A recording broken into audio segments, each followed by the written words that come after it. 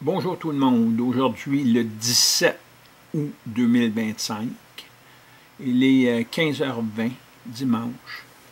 Écoutez, c'est l'enregistrement, justement, de M. Trump avec Ibrahim Traoré contre Trump. Et je l'ai écouté. Écoutez, c'est le Canada.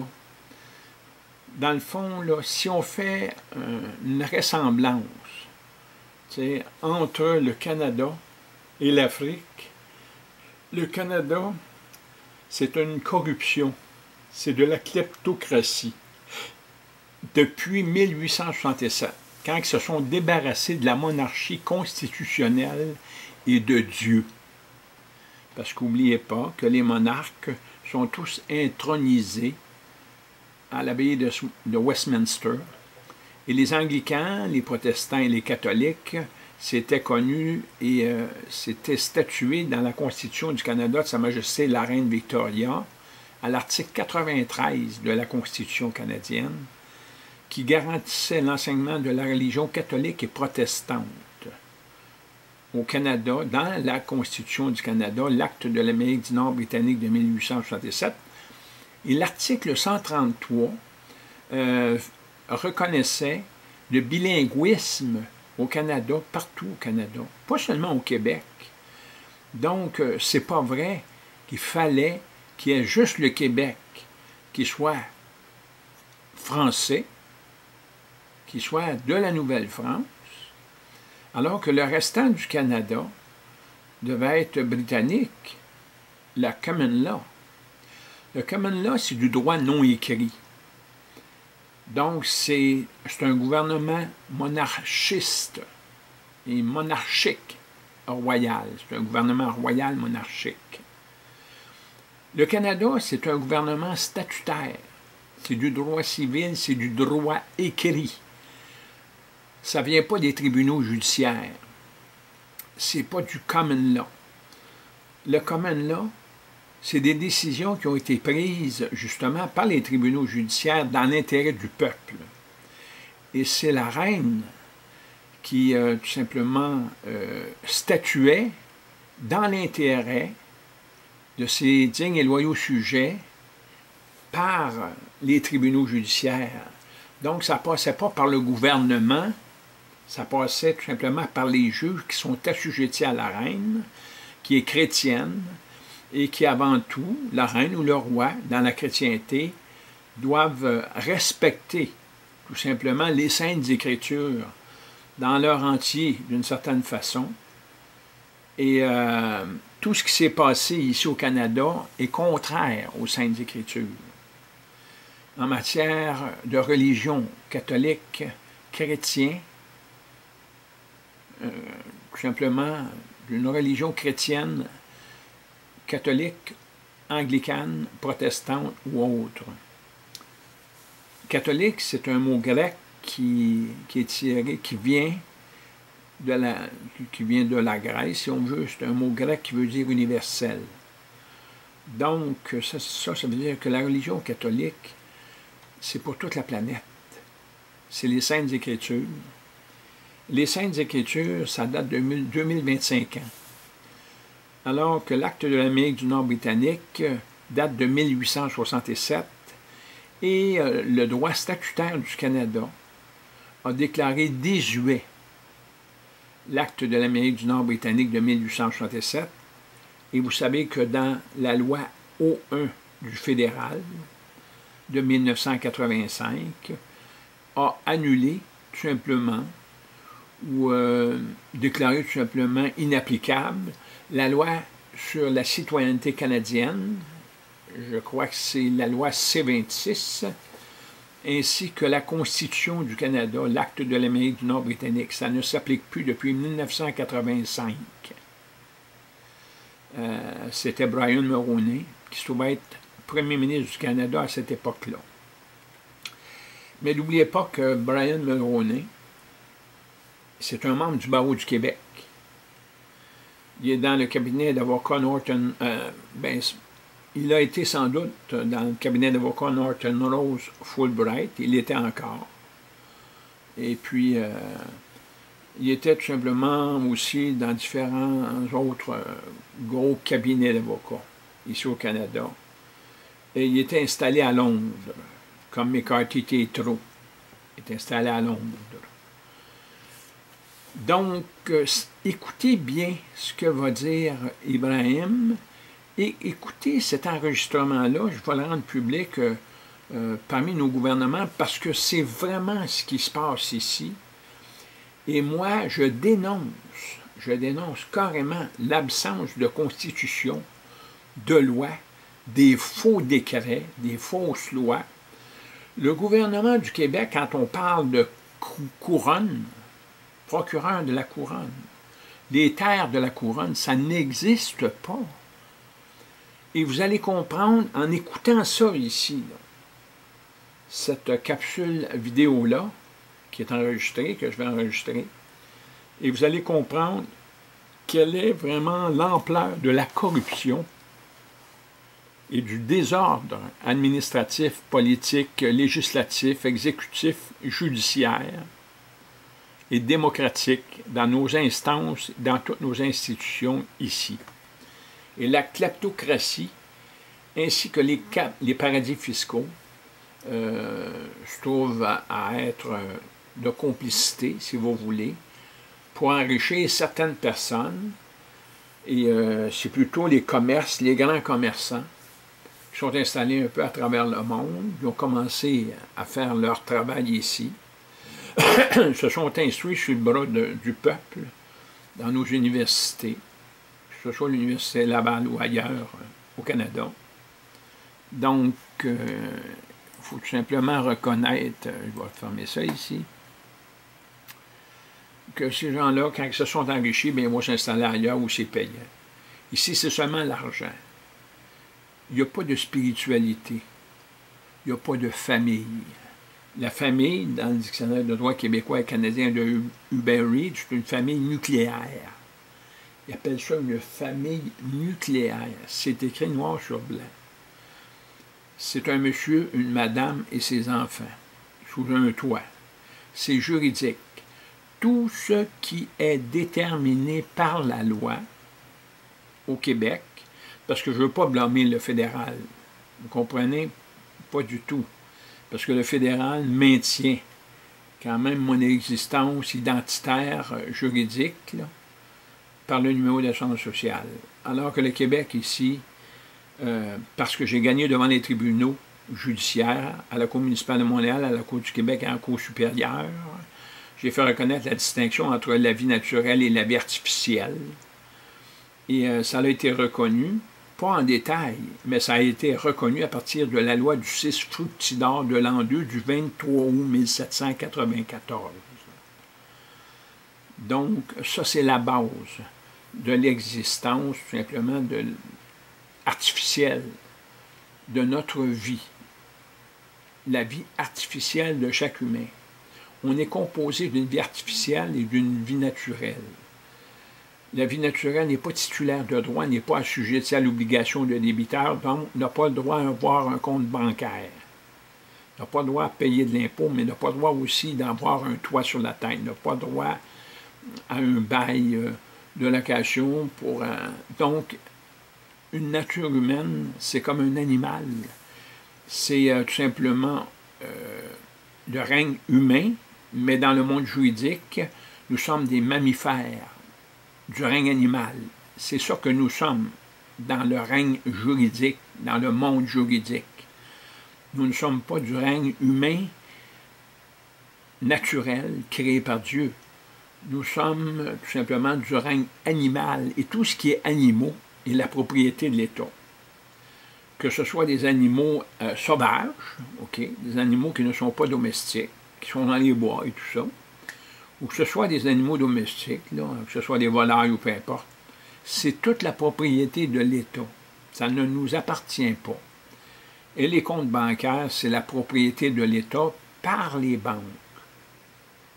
Donc, que vous soyez engagé dans des contrats avec une banque, que ce soit en fiducie, en fidéicommis, tout est sous le contrôle des banques et du gouvernement, et tous les privilèges concédés par l'État, votre maison, votre voiture, votre profession, bref, votre vie. Et ce que l'État donne, il peut le reprendre si vous n'êtes pas un contribuable docile. Ça, c'est une déclaration de Pierre-André Paré en 1996. J'ai les articles de journaux ici, ainsi que ça a passé en commission parlementaire à l'Assemblée nationale. Et l'Assemblée nationale existe depuis 1968. Donc, depuis 1968, il n'y a plus de conseil législatif, donc de tribunaux judiciaires à la reine, sous le contrôle de la reine. Non, c'est seulement l'Assemblée nationale, qui n'est pas une législature, qui est un conseil d'administration. Et ce conseil d'administration-là s'est moqué de Sa Majesté en assujettissant tous les juges, les avocats, les policiers, au pouvoir du gouvernement du Québec et non de Sa Majesté la Reine. Donc, les médias d'information se sont mêlés à ça pour rejeter totalement l'existence de la monarchie constitutionnelle au Canada qui datait de 1867. Et l'article 18 de 1875 s'est substitué, donc a supplanté l'article 18 de 1867 de Sa Majesté la Reine Victoria. Et l'article 18 de 1875, ce qui est arrivé, c'est qu'elle a tout simplement réduit totalement les immunités, les privilèges, les pouvoirs, le veto souverain de Sa Majesté la Reine pour s'en approprier par usurpation. Donc, par usurpation de tous les administrateurs de la justice, avec le support de la magistrature policière et de la magistrature des tribunaux judiciaires, donc des juges. Ça, c'est le chapitre de loi 53 de 1897, du 9 janvier 1897, et qui a été sanctionné par le lieutenant-gouverneur Joseph-Adolphe Chapelot, un petit gars de Sainte-Thérèse, qui n'a jamais voulu accepter la monarchie ici au Canada. Et les Anglais et les Français ont mis la main à la pâte ensemble pour détruire, pour corrompre, pour salir, pour altérer totalement tout le système ici. Et aujourd'hui, nous n'avons plus d'identité. C'est n'importe quoi. Hier, justement, le 16 août 2025, pour la première fois, ça passait ici dans les tribunaux, dans les journaux, là, ça passait à la télévision. C'était la première parade gay dans la circonscription Brome-Missisquoi. Ça a fait les manchettes. Moi, j'ai absolument rien contre ça. Je l'ai dit hier. Ce n'est pas une question de justice, l'homosexualité, le lesbianisme, le bestialisme, n'importe quoi là-dessus. Ce n'est pas une question judiciaire. Les gens peuvent faire n'importe quoi. Mais il y a eu quand même des commentaires là-dessus, dans le sens où aujourd'hui, ben, je vais vous dire franchement, pour donner plein pouvoir à un nouveau régime d'existence sexuelle, bisexuelle, ou appelez ça comme vous voulez, bien, on est rendu une société qui a oublié tout simplement les valeurs chrétiennes et ce qui a tout simplement encouragé, parce qu'oubliez pas que je n'ai rien contre ces cultes-là ou ces cultures-là, parce que il y a des homosexuels ainsi que des lesbiennes, ainsi que des transgenres et tout ça, qui vont à la messe et tout ça. Je n'ai pas à juger ça. C'est le bon Dieu, ça regarde le bon Dieu, ça ne me regarde pas. Ça ne regarde pas la loi. C'est pas une question de discrimination, mais dans la loi, c'est de la discrimination. et de la destitution. Donc, on est destitué, on est discriminé si nous ne sommes pas, si nous ne nous rallions pas à la classe moyenne ou pauvre, ou aujourd'hui, c'est plus la majorité qui règne, c'est la minorité. C'est fini la majorité, ça n'existe plus. Vous le savez, dans les élections, c'est pareil. Il y a à peine 35 ou 40% de tous les électeurs qui se prévalent de leur droit de vote. Et sur ce 35 ou 40%-là, il peut y avoir seulement 30% qui votent pour un gouvernement qui va occuper justement pendant 4 ans le pouvoir d'administrer l'Assemblée nationale, et la balance des partis se trouve être à l'opposition. Ce n'est pas de la démocratie. Oubliez ça, ce n'est pas de la démocratie. Vous allez écouter ce monsieur-là et tout ce qui se passe là-dedans. Je vais vous dire franchement, j'ai l'impression que ça va en réveiller plusieurs. Donc, on commence immédiatement. As-tu entendu les nouvelles ce matin? Un jeune président africain s'est tenu devant le monde, a regardé Trump droit dans les yeux et a dit ce que le monde entier a trop longtemps eu peur de dire. Ce n'était pas une rumeur, ce n'était pas une fuite, c'était réel. Et cela a secoué la politique mondiale jusqu'à son cœur. Peu de gens ont le courage de faire ça, mais Ibrahim Traoré l'a fait, président du Burkina Faso, à peine trentenaire, vêtu de son uniforme militaire, calme et inébranlable. Aujourd'hui, je vais faire un aparté là-dessus. J'ai donné 900 $ justement au Burkina Faso. C'est un groupe qui nous avançait, comment je peux dire donc, il faisait une promotion et c'était supposé de rapporter beaucoup. Ça fait plusieurs années de ça. Ça doit faire au moins une quinzaine d'années.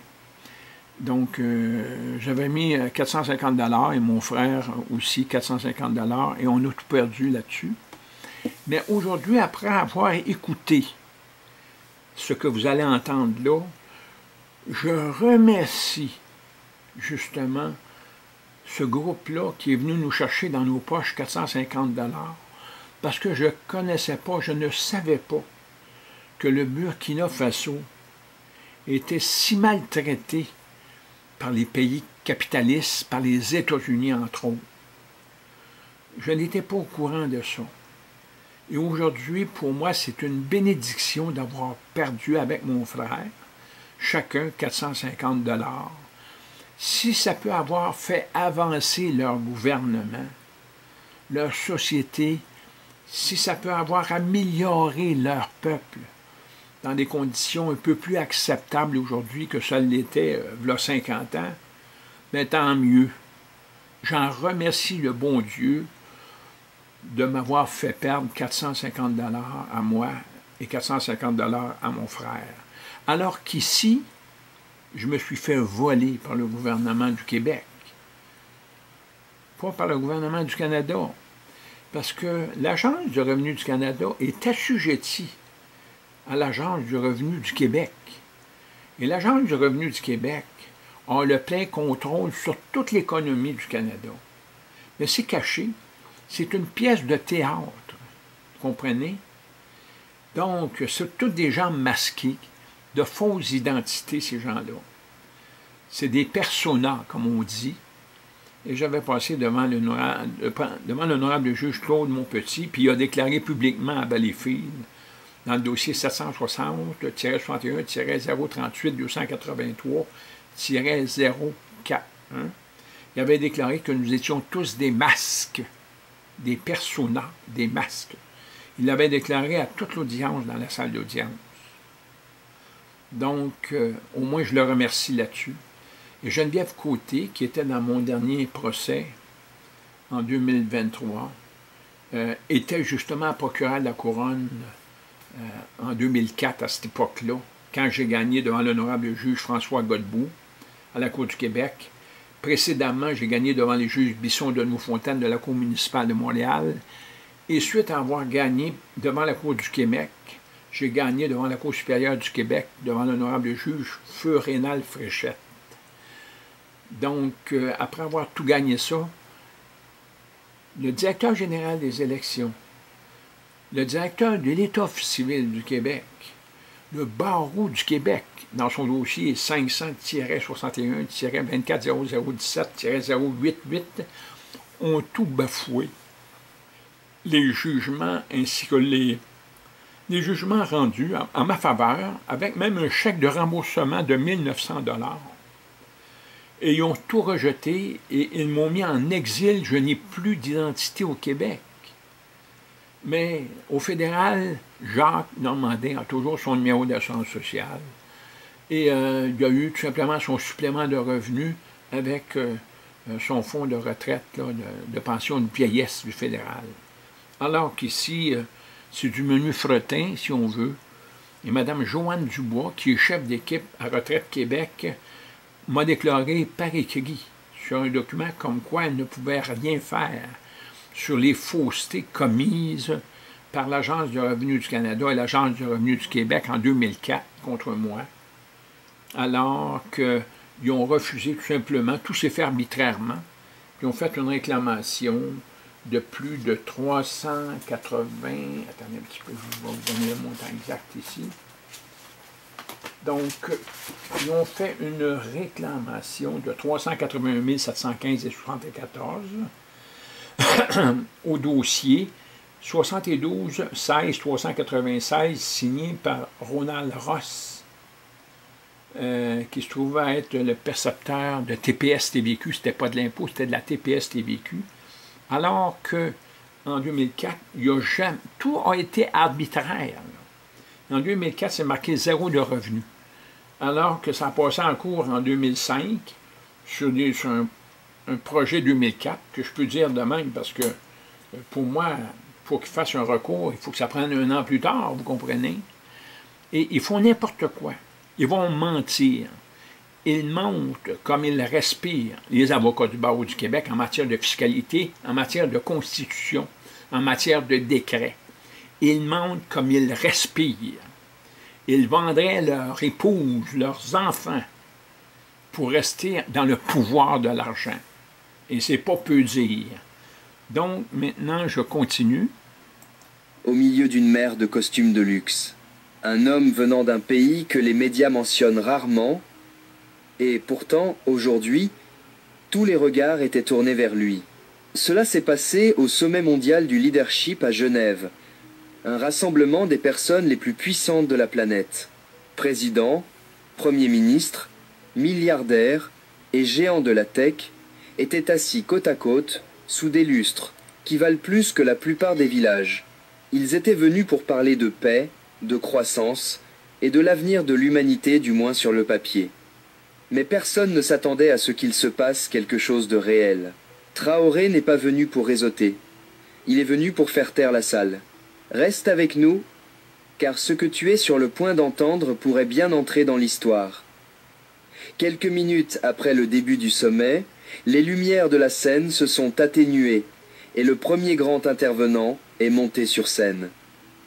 C'était Trump, connu dans le monde entier pour son ton brusque, ses déclarations imprévisibles et ses opinions sans filtre.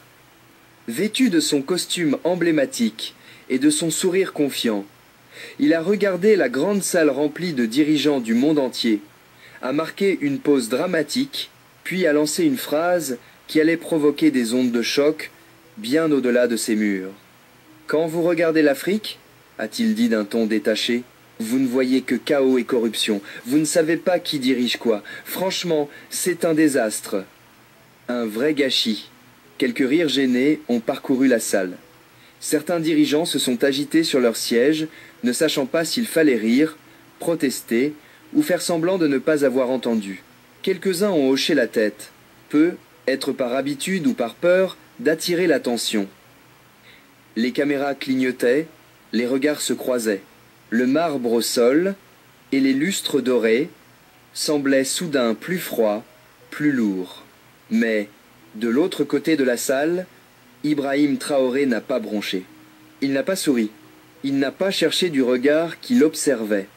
Il s'est simplement levé, lentement, calmement, comme s'il attendait ce moment précis depuis toujours. Le bruit de ses bottes sur le sol poli résonnait presque trop fort. Dans le silence stupéfait, quelques têtes se sont tournées, puis d'autres. Les agents de sécurité se sont légèrement tendus. Les journalistes ont saisi leurs stylos, un à un.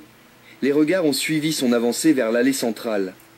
Sans se presser, sans hésiter. Chaque pas avait du poids. Chaque pas était une déclaration. Arrivé au devant, il s'est arrêté juste avant le pupitre. Il n'a pas saisi le micro. Il n'a pas ajusté son col.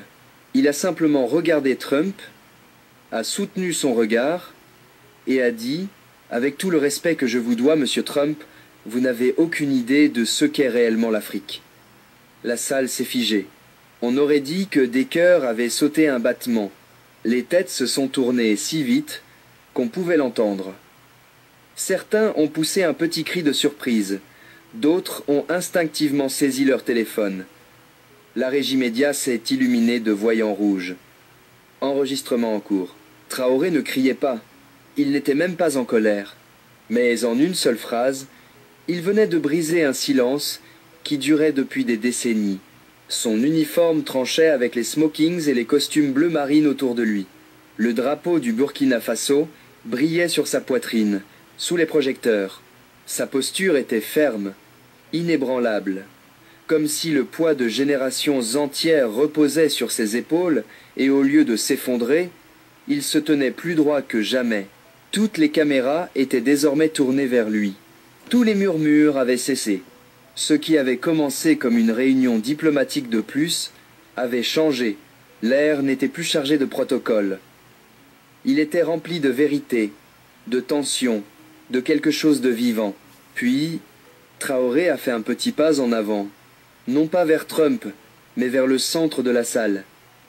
L'espace s'est ouvert devant lui comme une scène, et avec tous les regards rivés sur lui, il a commencé à parler pas avec colère, pas avec rage, mais avec une clarté si tranchante qu'elle allait plus loin que n'importe quel cri.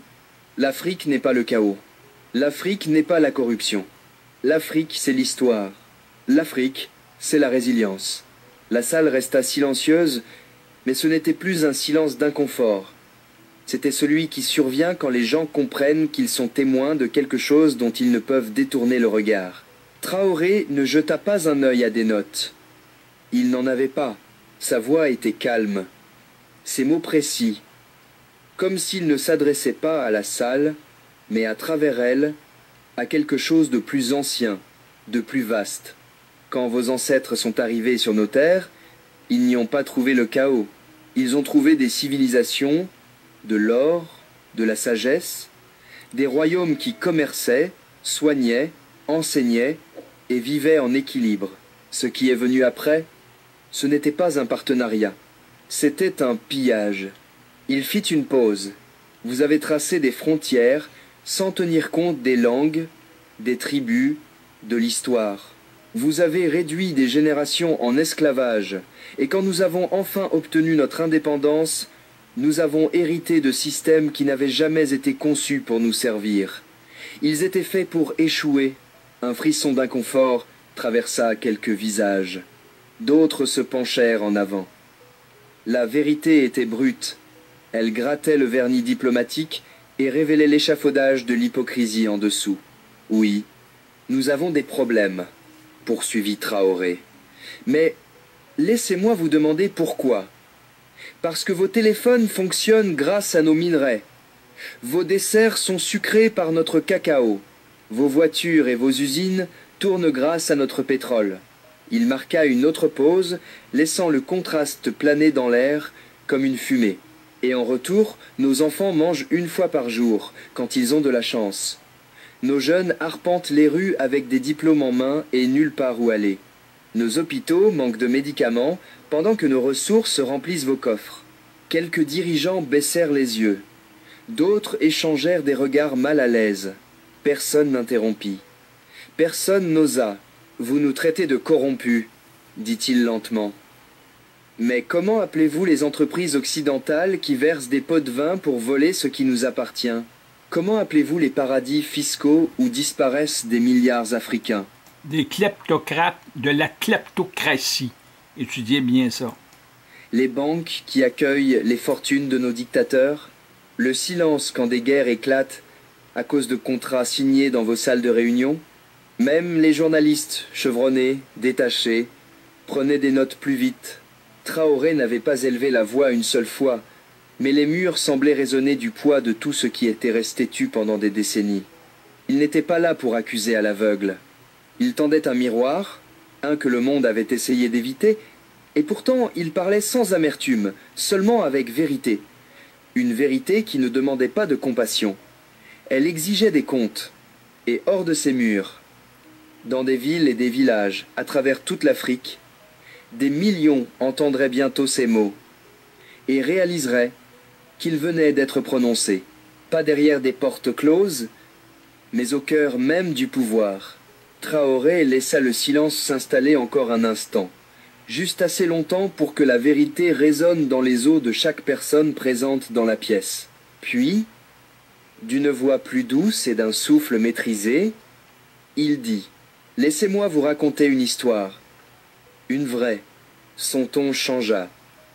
Non pour supplier, non pour dramatiser, mais pour amener quelque chose de personnel dans une salle où la politique oublie trop souvent les gens. Il y a un garçon dans un petit village du Burkina Faso. Il s'appelle Malik. Il a 12 ans. Rien que ce nom pesait. Ce n'était pas une statistique. Ce n'était pas un gros titre. C'était l'enfant de quelqu'un. Chaque matin, avant que le soleil ne se lève, Malik se réveille. Il ne se prépare pas pour aller à l'école. Il prend un bidon en plastique et marche 10 kilomètres pieds nus. Pas pour explorer, pas pour jouer, mais pour aller chercher de l'eau pour sa mère et ses petits frères et sœurs.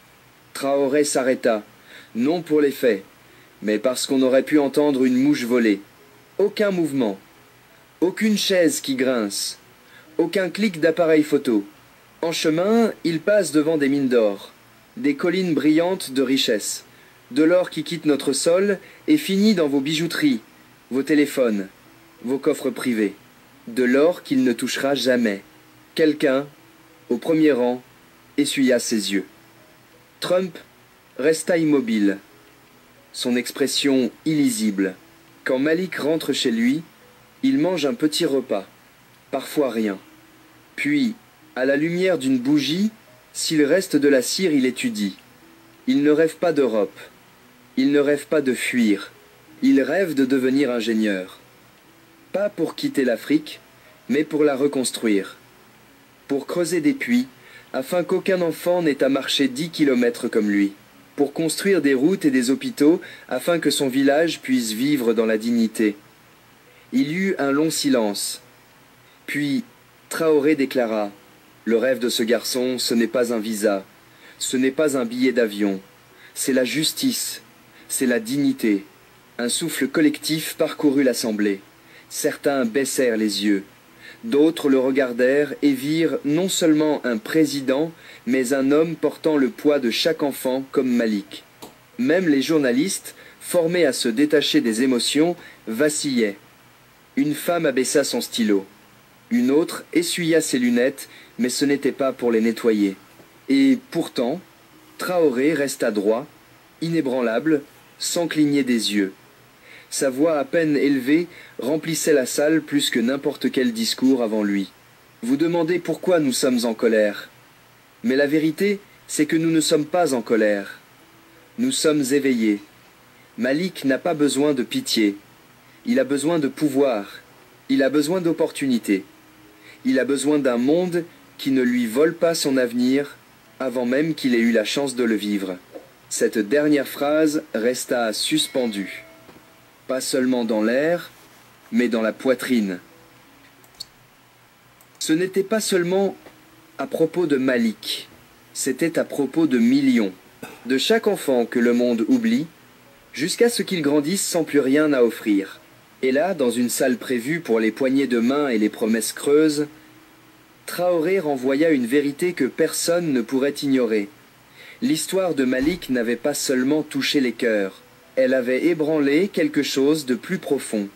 Mais Traoré n'avait pas fini. Il avait remué la salle par la douleur. Il allait maintenant l'affronter avec la vérité. Il se tourna vers les dirigeants du monde devant lui. Pas comme un politicien mendiant de l'aide, mais comme un homme tenant un miroir. Et ce qu'il dit ensuite fit même pencher la dernière rangée. « Vous parlez de corruption », commença-t-il. « Vous utilisez ce mot comme s'il nous appartenait. Mais c'est vous qui l'avez construit. » Certains se remuèrent sur leur siège, d'autres restèrent figés. Elle ne naît pas dans des villages poussiéreux. Elle est protégée dans vos banques. Elle est inscrite dans vos contrats juridiques. Elle est dissimulée dans les paradis fiscaux que vous avez créés. Quelques conseillers échangèrent des regards nerveux. Mais Traoré poursuivit. Voix calme, regard fixe. L'argent volé à l'Afrique ne reste pas en Afrique. Il est dans vos villes, sous vos lumières, dans vos tours de verre. La corruption ne commence pas en miniers, des marchands d'armes. Vous nous jugez faibles, mais ce sont vos chaînes que nous portons. Il leva légèrement la main, comme pour tirer un peu plus le rideau. En ce moment même, alors que je parle, des enfants au Burkina Faso creusent ta main nue pour chercher de l'or. Cet or ne paiera jamais leurs écoles. Il garnira les poches d'hommes à Genève. Un garçon comme Malik passe devant ses mines chaque matin, mais son père est mort dans l'une d'elles. Enterré vivant lors d'un effondrement. Aucun rapport. Il travaillait pour une société étrangère qui a quitté le pays sans même présenter d'excuses. Son école n'a pas de toit. Ses rêves n'ont aucune protection. Et pourtant, on nous dit d'être patient. Il s'arrêta brièvement et balaya la salle du regard comme pour défier quiconque de nier. Ce garçon n'a pas besoin de pitié. Il a besoin de pouvoir. Pas d'une collecte de dons, pas d'un hashtag. Il a besoin que le monde cesse de voler ce qui ne lui a jamais appartenu.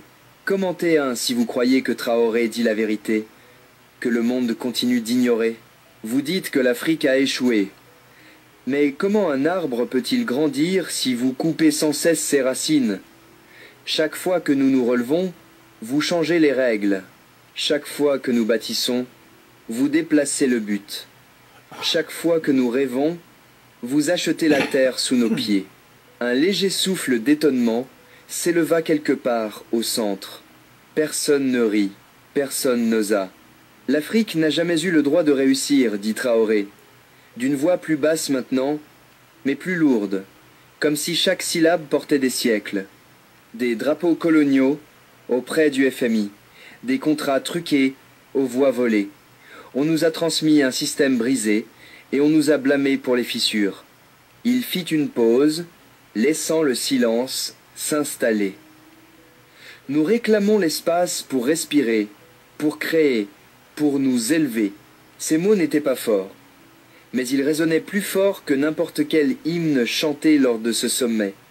Ce n'était plus un discours. C'était une révélation. La salle n'était plus la même qu'une heure plus tôt. Quelque chose d'irréversible venait de se produire. Puis, vinrent les mots, scellèrent le moment. Nous ne demandons pas la permission. L'Afrique est prête à se lever. Et moi, Ibrahim Traoré, je serai le premier à me lever. Un silence suivit. Puis un seul applaudissement. Puis deux. Et soudain, toute la salle explosa. Les présidents d'Amérique latine se levèrent les premiers, les yeux brillants de quelque chose de plus fort que le respect. Les ministres d'Asie suivirent, les mains levées en applaudissements. Même parmi la délégation européenne, certains se levèrent lentement, comme s'ils comprenaient qu'ils venaient d'assister, non pas à un discours, mais à un tournant de l'histoire. Certains applaudirent timidement, d'autres avec conviction. Mais l'ovation emporta la salle comme une vague. Personne ne pouvait s'arrêter. Les flashs des caméras crépitaient, les journalistes prenaient frénétiquement des notes, les réseaux sociaux s'embrasèrent avant même la fin du sommet. En quelques minutes, le hashtag Traoré dit la vérité était en tendance, d'abord à Nairobi, puis à Johannesburg, ensuite à Lagos. À la fin de l'heure, il avait traversé les océans, apparaissant sur les téléphones à Sao Paulo, Londres et New York. Des extraits du discours de Traoré envahissaient les fils d'actualité. Une vidéo, montrant le moment où il déclara que l'Afrique n'avait jamais eu le droit de réussir, atteignit 1 million de vues avant même qu'il ne quitte le bâtiment. L'impact fut sismique. Dans les universités africaines, les étudiants se rassemblèrent dans les dortoirs et les cafétérias pour revoir le moment. Certains restaient silencieux, d'autres acclamaient. Au Ghana, un cours de sciences politiques s'interrompit pour projeter le discours sur un tableau blanc. Au Nigeria, un rappeur sortit un freestyle intitulé « Stand First », utilisant la phrase de clôture de Traoré comme refrain. Au Kenya, une enseignante imprima toute la transcription et la distribua comme devoir de lecture. Ceci, dit-elle à ses élèves, c'est ce que le courage ressemble. Au Sénégal, un artiste de rue peignit une fresque durant la nuit. Traoré, debout fièrement, entouré d'enfants tenant des livres et des outils au lieu d'armes. Les mots « pas attendre », ce lever étaient inscrits dans le ciel, même au-delà de l'Afrique. La réaction fut stupéfiante. Les journalistes internationaux réécrivaient leurs titres. Traoré défie Trump et gagne le respect du monde. De veste militaire à symbole mondial. Le leader du Burkina Faso lance un mouvement. Des influenceurs, militants et intellectuels, longtemps silencieux sur les affaires africaines, le citaient désormais, taguaient son nom, analysaient son discours. Des gens qui n'avaient jamais entendu parler du Burkina Faso le recherchaient maintenant sur Google, curieux d'en savoir plus. Le choc, ce n'était pas que Traoré ait parlé. C'était qu'il ait parlé avec tant de clarté et que le monde ait enfin écouté. Et chez lui, la réponse fut électrisante. À Ouagadougou, des milliers de personnes envahirent les rues. Certains agitaient des drapeaux, d'autres levaient leur téléphone jouant le discours en boucle. Des fresques apparurent du jour au lendemain. Les t-shirts avec le visage de Traoré et l'inscription « Traoré dit la vérité » furent en rupture de stock en quelques heures. Des enfants rejouaient des passages du discours pendant les rassemblements scolaires. Les radios locales diffusaient des extraits audio entre les morceaux de musique. Les anciens prononçaient son nom avec fierté. Les jeunes le portaient comme une flamme. Il n'a pas seulement parlé pour lui-même, déclara un auditeur en direct à la radio. Il a parlé pour Malik, pour mon fils, pour nous tous, et le mouvement ne s'est pas arrêté aux applaudissements. Une semaine plus tard, Traoré annonça une nouvelle initiative. Afrique d'abord. Les objectifs étaient audacieux, directs, garder les ressources africaines entre les mains africaines, mettre fin aux contrats exploitants avec les entreprises étrangères, appliquer de véritables mesures anticorruption, même au sein de son propre administration, créer des programmes de bourse, des fonds pour les start-up et des projets d'autonomisation des jeunes, enquêter sur les comptes offshore illégaux et ramener la richesse volée à la maison. Soudainement, d'autres nations prirent note. Le Ghana, l'Éthiopie, la Tanzanie, même le Nigeria riche en pétrole envoyèrent des délégations au Burkina Faso. Ils ne venaient pas offrir de l'aide. Ils venaient se joindre. Nous ne sommes pas pauvres, déclara un dirigeant lors d'un sommet régional. Nous sommes des nations riches avec des avenirs volés. Il est temps que nous les reprenions. Et au centre de tout cela se trouvait Traoré. Autrefois rejeté comme populiste, désormais qualifié de visionnaire, et, pour beaucoup, de quelque chose de plus. Il est le lion africain, écrivit une jeune femme à Dakar, pas parce qu'il rugit, mais parce qu'il protège. À travers le continent, artistes, éducateurs, travailleurs et enfants adoptèrent cette image. Traoré n'était pas parfait, mais il était présent. Il était là, dans la salle, quand personne ne s'attendait à ce qu'il parle, et il parla de manière à ce que personne ne puisse jamais oublier. Et tandis que Trump refusait de commenter davantage, la vérité, c'est que cela n'avait plus d'importance. Les projecteurs s'étaient déplacés. Le centre avait changé. L'Afrique ne demandait pas à être sauvée. Elle se tenait debout, elle bâtissait, et maintenant, elle était écoutée. Mais Traoré ne s'arrêta pas après les applaudissements. Dès qu'il quitta la scène du sommet, ses prochaines étapes étaient déjà en mouvement. Le discours à Genève avait fait l'histoire. Oui, Mais quand les caméras se détournèrent et que les titres disparurent, il retourna à la poussière, au bureau, au système brisé encore debout dans son pays. Et c'est là que le véritable leadership commença. L'initiative Afrique d'abord passa de la vision à l'action. Traoré fit adopter de nouvelles lois minières qui privilégiaient la propriété locale. Il signa une législation anticorruption qui tenait même ses plus proches alliés responsables. Il lança des programmes nationaux pour la jeunesse, finançant des start-up, formant des ingénieurs et élargissant les bourses pour ceux comme Malik qui rêvaient à la lumière d'une bougie. Mais l'initiative n'était pas seulement nationale. Elle envoya des ondes de choc à travers le continent. Du Ghana à l'Éthiopie, du Sénégal au Nigeria, les gouvernements commencèrent à revoir leurs propres contrats. Les dirigeants qui murmuraient autrefois leur frustration concernant le contrôle étranger commencèrent à parler ouvertement, citant les mots de Traoré. Et, plus important encore, ils agissaient. Ce qui a fait la différence cette fois-ci n'était pas seulement la politique. C'était la croyance. La croyance que l'Afrique n'avait pas à imiter qui que ce soit, qu'elle n'avait pas besoin de permission pour récupérer ce qui lui appartenait toujours. Mais Traoré n'a jamais prétendu être la réponse.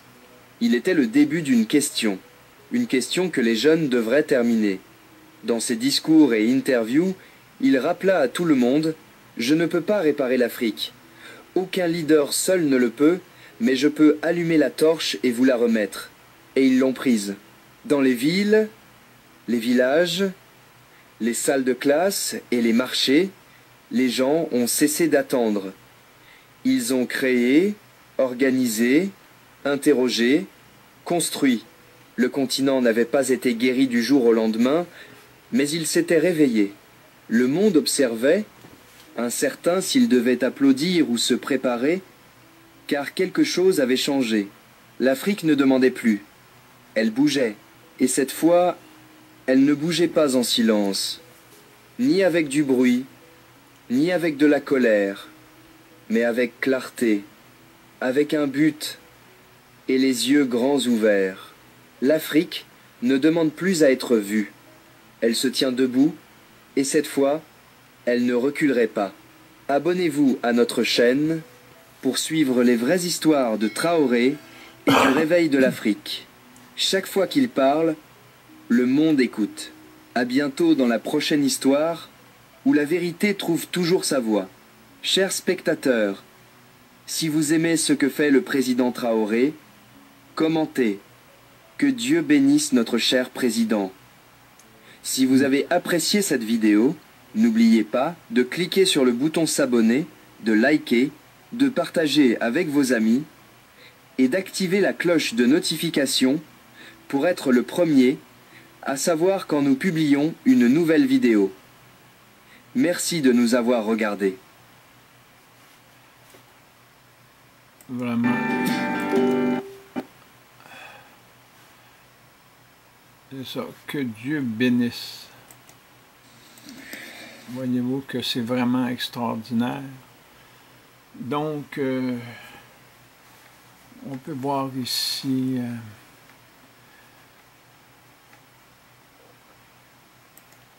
attendez un petit peu. De toi et de ta famille. Alors que cet homme n'a...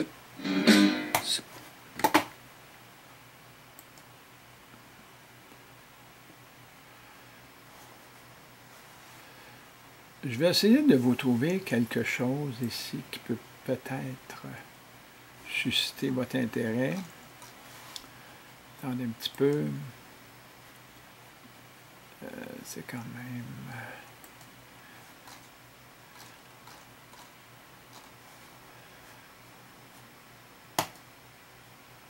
Marché de lancer.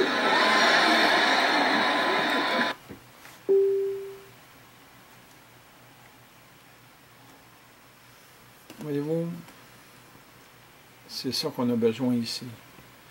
Politique africaine en lumière. Que Dieu bénisse nos gouvernants en prenant modèle à l'Afrique. J'ai l'impression que nous avons fait fausse route quand il y a eu l'abrogation de l'article 93 de la Constitution canadienne en 1997. Quand ils ont emprisonné Lise Thibault, le 25 février 2016, elle a été abandonnée. Elle a été tout simplement délaissée par l'Angleterre, parce que l'Angleterre n'était pas mis au courant de ça. Elle a été délaissée par toutes les provinces, parce qu'on n'a pas entendu aucune rumeur des provinces concernant ce qui s'est passé ici. Le Québec, c'est cloisonné. C'est une bulle. C'est une bulle tout simplement de vanité, de vaniteux. Vous comprenez? Ici, on cherche à protéger la langue, alors qu'on n'a plus d'identité, notre culture, nos traditions, notre religion chrétienne. Tout a passé par-dessus bord. Les fameuses cultures qui ne sont pas naturelles, qui sont juridiques, comme tout ce qui est de la fierté gay, les transgenres. Je vais essayer d'attendre un petit peu. On va voir c'est quoi ça. Lesbienne, gay, bisexuelle et transgenre. Voyez-vous? Quand on regarde ça ici, c'est notre nouvelle société ici au Québec. C'est pas comme ça partout dans le monde. Puis on n'a pas à les juger, ces gens-là, là. Pas du tout. Pas du tout. Ces gens-là ne connaissent pas mieux. Ces gens-là fonctionnent avec le sexe. Seulement le sexe. Une femelle, un mâle. Nous sommes du règne mammifère, nous l'humain, dans le règne animal. Le règne humain n'est pas reconnu. Pensez-vous que cette culture-là, cette communauté-là, qui sont quand même minoritaires par rapport aux hétérosexuels à travers le monde,